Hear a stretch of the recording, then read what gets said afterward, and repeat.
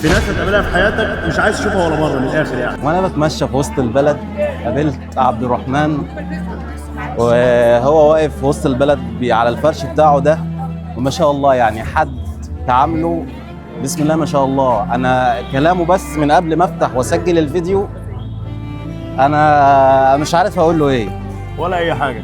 ايه الاخبار يا كلنا انا تمام الحمد لله رب العالمين، بس احنا كلنا اسباب في حياه بعض. احنا فترات، او بمعنى اصح من الاخر احنا محطات، فهتقابل ناس كتير جدا. تمام. في ناس هتقابلها في حياتك مش عايز تشوفها ولا مره من الاخر يعني، فهتشوفها مره وبعد كده هتمشي مش عايز تقابلها. وفي ناس هتسيب تطبع في خيالك هتفضل معاك العمر كله. فمن الاخر يعني جبر الخواطر ده على الله. مفيش احلى من جبر الخواطر اصلا. ده اكيد. انت ممكن تجبر خاطر انسان بكلمه، انت ممكن تضحك بس في وش واحد كده. فدايما الابتسامه هي سر السعاده. لا بس انت ما شاء الله عليك يعني حتى ولا اي حاجه، دي منة الله عز وجل وده فضل من ربنا عز وجل. فانا زي ما قلت لك احنا جايين الدنيا لرساله، مش جايين نشتغل ونبني وبس. تمام. لا احنا جايين عشان نعرف قد ايه ان احنا جينا لهدف، جينا ننمي فكره. مش جايين عشان ان كل همنا الشغل، ان انا يبقى عندي وعندي. بالعكس، انت تبقى كريم الخلق كريم الطبع.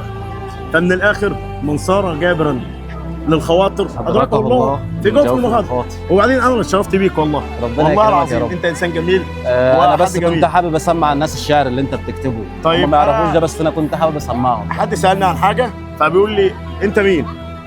فانا جاي اقول لك انا بنيت على خلق الرجال باعظم، خفاف تسنى تحتهن المفاصل، وقلب جلى عنه الشكوك فان تشأ يحدثك ظهر الغيب ما انت فاعل.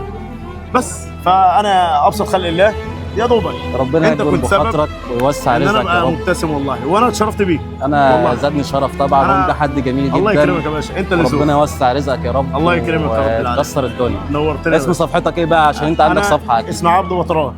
الصفحه بتاعتك اللي بتنزل عليها الشعر، والتيك توك برضه عبد وطران. تمام. وهسيب لكم اللينك بتاع عبد الرحمن في الكومنتات، ادخلوا اعملوا له متابعه. واي حد ينزل وسط البلد ما ينساش يعدي على عبد الرحمن.